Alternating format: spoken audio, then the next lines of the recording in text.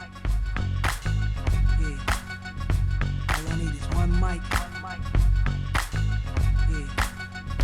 All I need is one mic. Hey everybody, welcome back to One Mic, where I watch shit so you don't have to. And today I'm here to talk about, I just finished watching this episode and man, fuck, I couldn't wait to do this video. Dave, season 2, episode 10, entitled Dave. And man, a lot of you guys who are watching this video have been through this ride with me for this second season, and it's been fucking incredible. Like, I watch a lot of shit. Look at this channel. I watch a lot of fucking shows, man, and this has been the best ride that I've been on, pause, for the entirety of 2021. What an incredible fucking season. What an incredible fucking finale. I'm in awe at how talented everybody involved with this show is. I mean, this was a masterwork of how you build up characters to maximum payoff. Like I've said it over and over this season.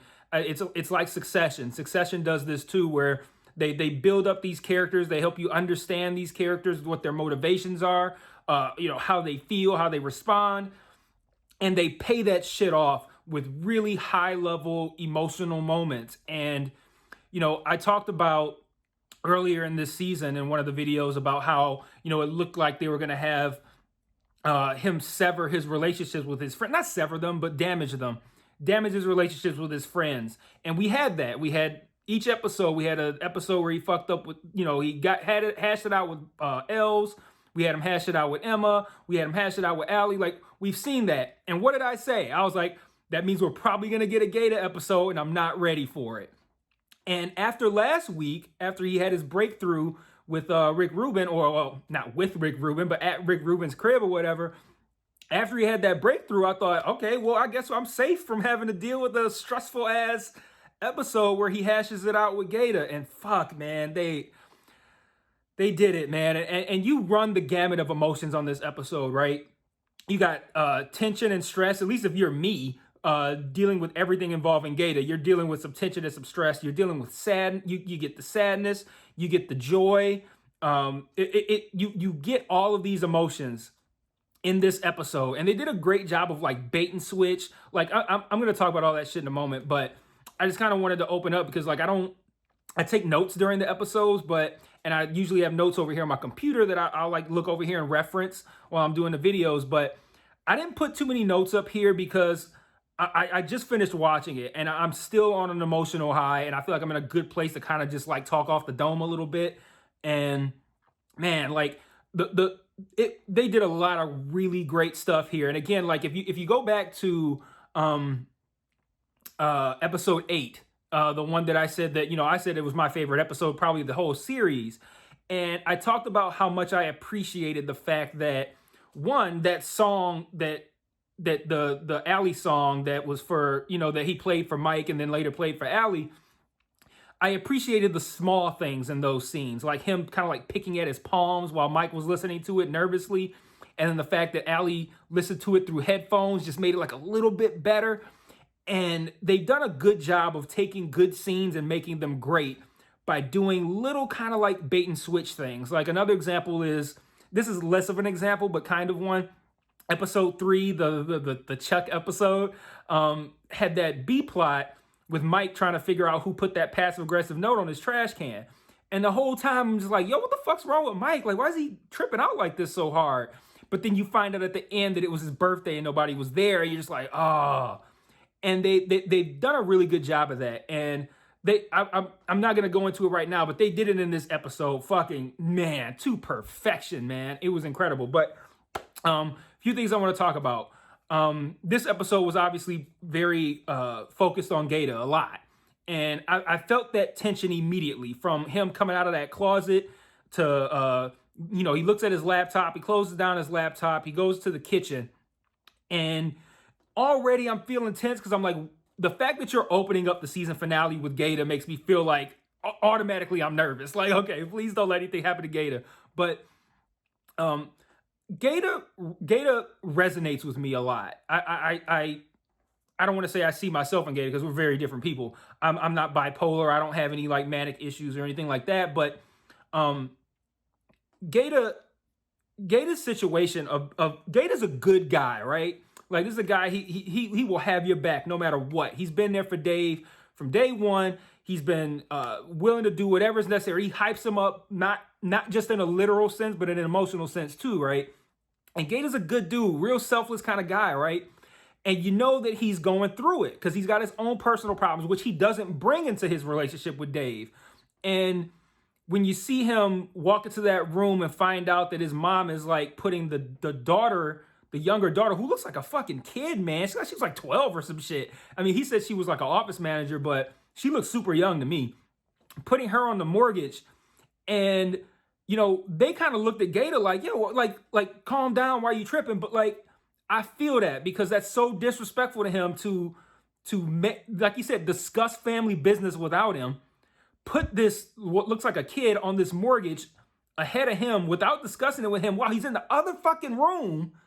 And then he comes out, finds out, and he flips out. And, from their perspective, they're like, yo, Gata's going wild right now. But from my perspective, I look at it as you disrespected the fuck out of Gata. Now he's pissed off, and he has every right to be. Yes, he might be more pissed off than he should be, but like, that resonates with me, the idea, because I experienced that a lot, where like, I have a fucking temper, man, a real bad fucking temper. As a matter of fact, I've been mad as fuck all day until I watched this phenomenal fucking episode of television. But, I that resonates with me because I understand the perception of being the person who flies off the handle easily, but the people who committed the violation, in this case, discuss the family business without him, always want to play themselves like the victims. Like, what did we do? Like what? No, you were an asshole. That's what you did.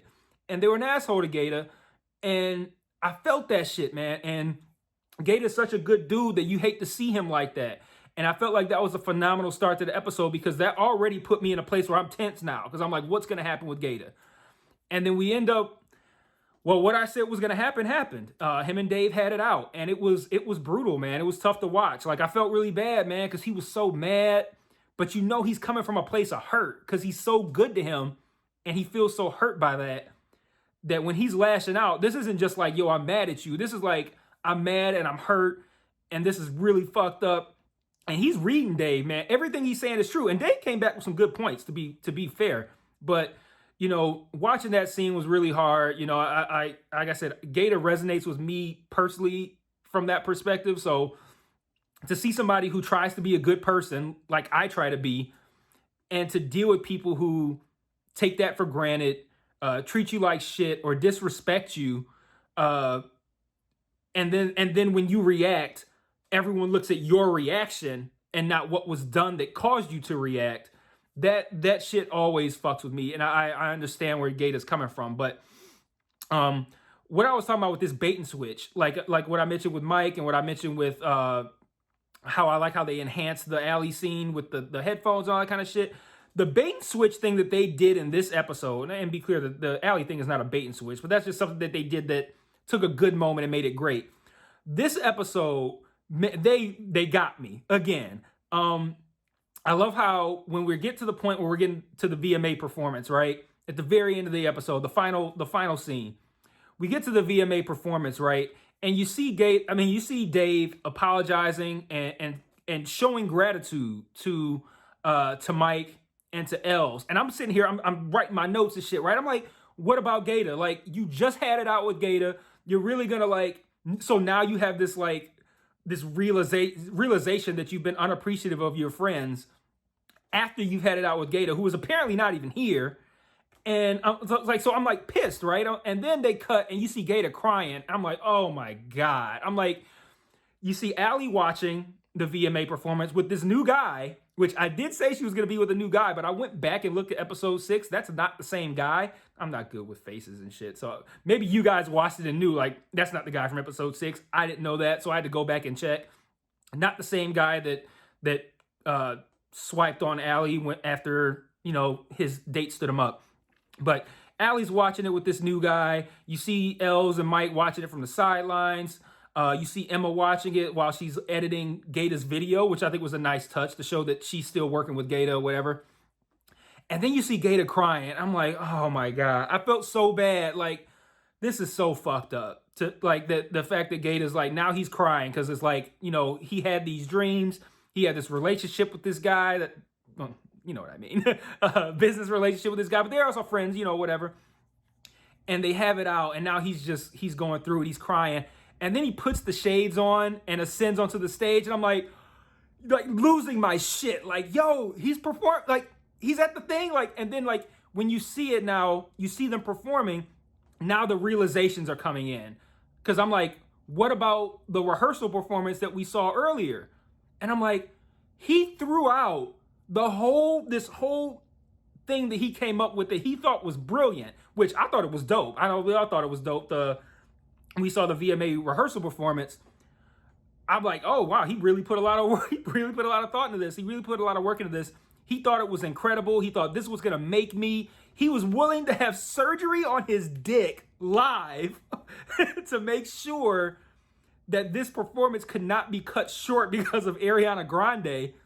He was like, he had this was gonna be his magnum opus. Like this was his coming out moment. And he threw that all away to perform with his friend. What? They got me. And that was a beautiful moment, man, for him to come out there and perform like that. And they get to have that moment. And then you realize that Gata's crying wasn't because he was sad, it was because he was happy. And I'm like, oh man, like what a great moment.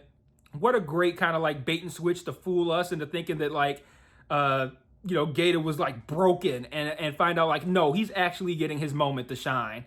And he actually reconciled with his friend, and his friend threw out this incredibly well thought out performance that everything was riding on from his perspective. He threw that shit out to allow his friend to be on stage with him. And it like, what a perfect way to end this season, because we've seen this progression, right? I don't even have a song for this album. I don't even have, you know, I'm not going to make this release date, to now things are fucking up with my friends and I still don't have any kind of music, to now my friends are turning their backs on me. I still can't make shit. And now we have the episodes where we see him have it out with his friends, to the point of now he finds his inspiration, and then now to performing at the VMAs with Gata. Like, what a perfect progression. They did everything perfectly. They maximized emotion by putting the right amount of effort into the characters. And what's good about this too is, like, at the end of the day, a lot of people consider this show to be a comedy, and it kind of is, but you know, they did the work here to build up these characters and their own respective plot lines, still sandwiching in that in between like dick jokes, bubblegum and ass hair, balls on face. Like, they still went for like the humor and the extreme kind of like gross out shit. It's still funny. They cut the funny down. I will readily admit that this season is nowhere near as funny as the first season, but this season is exponentially better in every other way than the first season. Like, I in my opinion, this is Emmy-worthy television that they did here. This is like textbook how you make a show that has the maximum impact on its audience that it could possibly have. Like, and they did it. They did it to perfection. It came out wonderful.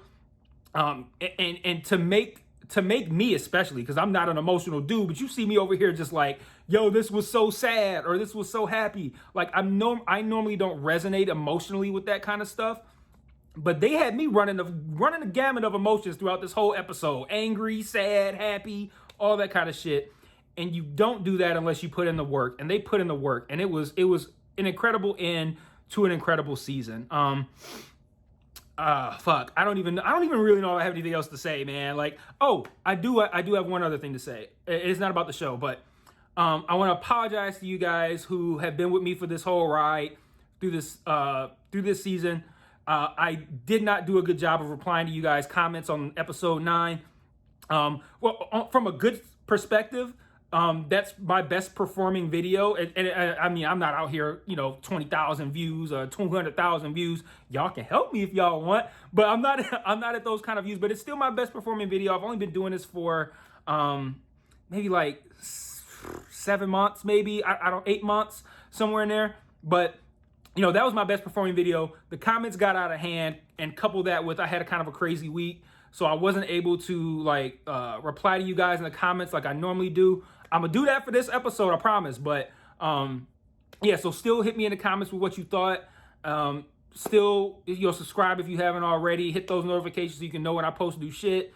Look at my catalog. You might see something you like. You might see something that you're curious about. There's also all sorts of different things on here. I watch a lot of shit. So I want to drop that apology. I meant to do it at the beginning of the episode, but like I said, I'm on such a high from the episode that I forgot about that. But yeah, still, stick with me for other shit. Like I got all kinds of shit coming up. Just because Dave over, don't bail on me. I bring this level of analysis and insight and effort into every video I do and to every show that I watch. And I'm leaning into doing more shit like this. Like, I have somewhere I just watch a whole show and then talk about that show as a whole. Like I did that with like Lupin. But the episode by episode coverage has really worked for me, and it's really worked for my handful of subscribers. Like what I did with Mayor Easttown, that really popped off good. Kevin Can Fuck Himself popped off pretty good.